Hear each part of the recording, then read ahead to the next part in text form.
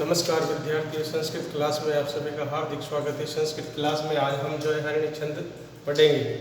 हरिणी छंद से पहले हमने पढ़ा था वसंत का छंद।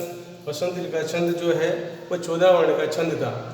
अब हम जो है 17 वर्ण के छंद के लिए आगे बढ़ते हैं। शुरू में हमने पढ़ा 11 का, उसके बाद पढ़ा हमने 12 का, उसके बाद 13 का नहीं होता, उसके बाद पढ़ा हमने 14 का।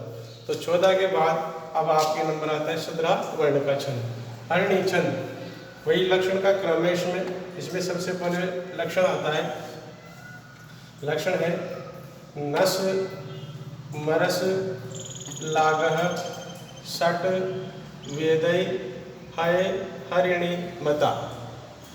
नस मरस लागह षट वेदै हय हरिणी मता। इस लक्षण में यहाँ देखते हैं कि इस लक्षण का स्पष्टीकरण किस प्रकार से होता है। जैसे और छंद में अपन ने किया नस मरस लागह। ये जो नस मरस है, न से हो जाएगा नगण, स से हो जाएगा शगण, म से हो जाएगा मगण, र से हो जाएगा रगण, स से हो जाएगा शगण। लागह, अब ला से लगण और ग से गगण, ये दो गण नहीं होते। इस प्रकार ल से हो जाएगा लघु और ग से हो जाएगा गुरु। तो ये न और स से लेकर तो गण का क्रम हो गया, और ल से लघु और ग से गुरु। षट वेदै, षट वेदै, षट मन 6, वेदै मन वेद, हय मन अश्व अर्थात इसका अर्थ होता है घोड़ा। हरिणी मता, हरिणी यानी हरिणी छंद, मता मन माना जाता है। अब इसमें यहाँ पर आया कि षट वेदै हय, तो यहाँ पर षट वेदै को समझेंगे। षट, षट का मतलब होता है 6। दूसरा है वेदै, संधि चल जाएगा, वेदै का मतलब होता है वेद। वेद कितने होते हैं? 4। इसके बाद आया हय, हय का हिंदी अर्थ होता है अश्व, अतः अश्व की संख्या मानी गई है 7। इस प्रकार यह यति संख्या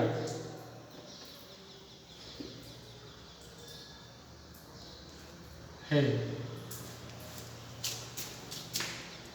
नजमरस लाग से आप समझ ही गए, नगण सगण मगण रगण सगण, और लाग अंत में लघु गुरुवर्ण आता है। षट वेदे, षट मन 6, वेदे मन 4, हय मन 7, ये यति संख्या है। अतः इस पर यति लगाते हैं। छंद में यति लगाते हैं। यति का मतलब होता है विराम लिया जाता है, कोमा लगाया जाता है, विराम चिन्ह लगाया जाता है। तो यहाँ पर इस उदाहरण में जो ये लिखा हुआ है, इस श्लोक में अपन 6 वर्ण पर, 4 वर्ण पर और 7 वर्ण पर कोमा लगाएंगे, अतः विराम चिन्ह लगाएंगे। ये राम चिन्ह को संस्कृत में यति कहते हैं। तो यहाँ पर यति लगाएंगे, लेकिन इससे पहले अपन जो है यहाँ पर गण चिन्हों के विस्तार को यहाँ पर समझेंगे। तो सबसे पहले नगण आता है, तो नगण का जो चिन्ह होता है, न से ये माता राजपा नस्ल का, तो न से नस्ल बढ़ता है। तो नस्ल में अ में आया लघु, ब में छोटा ई की मात्रा लघु, ज में भी लघु, न में भी लघु, व में भी लघु, तो यानी कि ओ की मात्रा ये दीर्घ में मानी जाती है। तो यहाँ पर दीर्घ के लिखेंगे गुरु।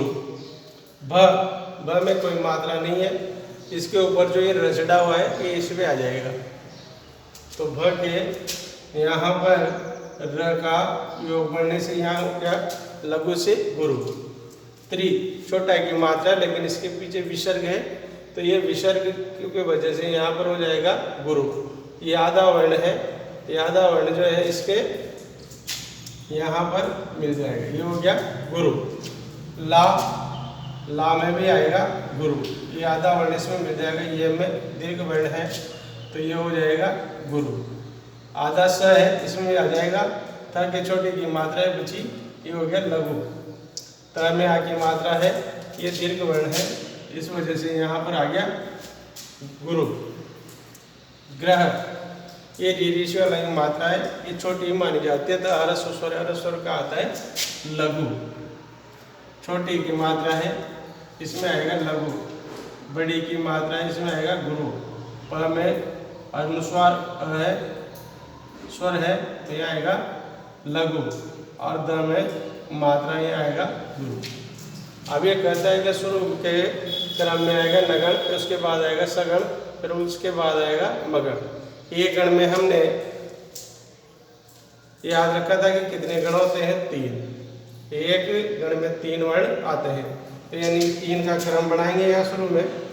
Number 1, number 2, number 3, number 4, number 5, एक लघु और एक गुरु, अंत में लघु और गुरु। एक आगे नगण का, उसके बाद सगण से वह सल गा, स के आई, ल के आई, गा की यस। उसके बाद आएगा मगन, मगन का माँ तारा, माँ तारा तीनों में गुरु है।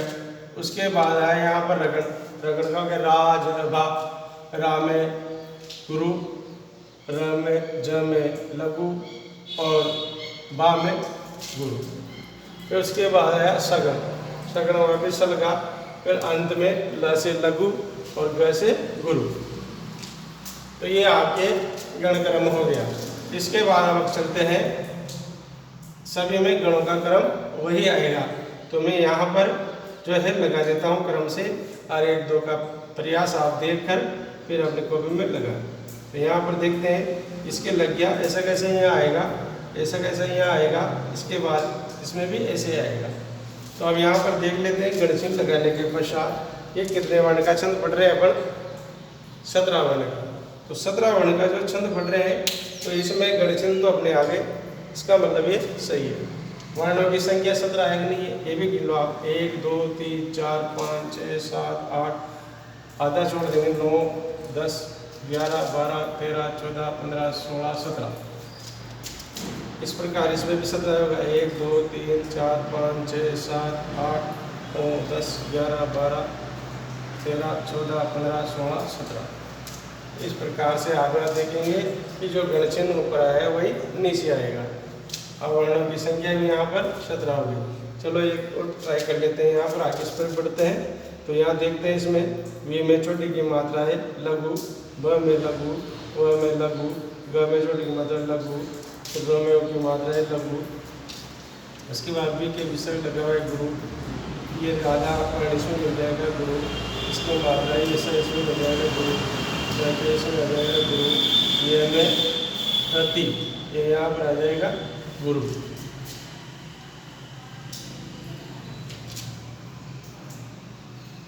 इसके बाद में कोई मात्रा नहीं है लघु, तो में छोटी की मात्रा है श है, तो यहाँ स का एक अक्षर इसमें मिल जाएगा, संयुक्त वर्ण है, संयुक्त वर्ण। संयुक्त वर्ण में क्या होता है, श त्र गे, ये 3 वर्ण होते हैं, इनमें 2 2 वर्ण मिले होते हैं।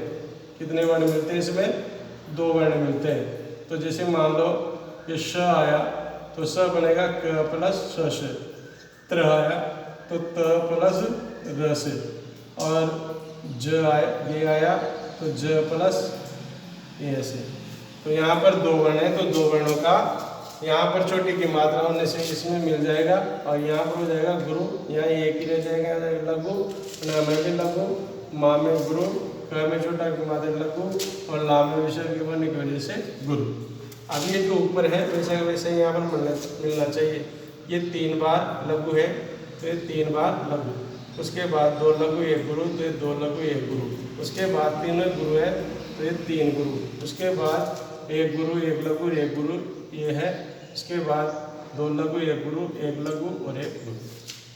तो देखा हमने यहाँ पर किस तरह से जो ऊपर का क्रम है वही नीचे के क्रम में आता है। यदि इसमें गलतियाँ हो जाती हैं तो गलती होने का कारण क्या है, यदि हम इस श्लोक को देख कर भी लिखते हैं तो गलत लिख पाते हैं। गलती हुई, मात्रा की गलती, आपके चिन्ह में बदलाव आया, इसलिए संध में लक्षण और उदाहरण को आप अच्छी तरह से देखें, लिखें, उसके पश्चात ही जो है आप इसका स्पष्टीकरण पे सही ढंग से कर सकते हैं।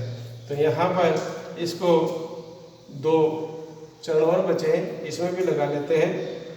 लघु लघु लघु लघु लघु, ये तो जो है इसमें मिल जाएगा गुरु, ये इसमें आ जाएगा गुरु, बड़ी की मात्रा है गुरु गुरु, ये इसमें आ जाएगा गुरु, स के बड़ी की मात्रा है गुरु,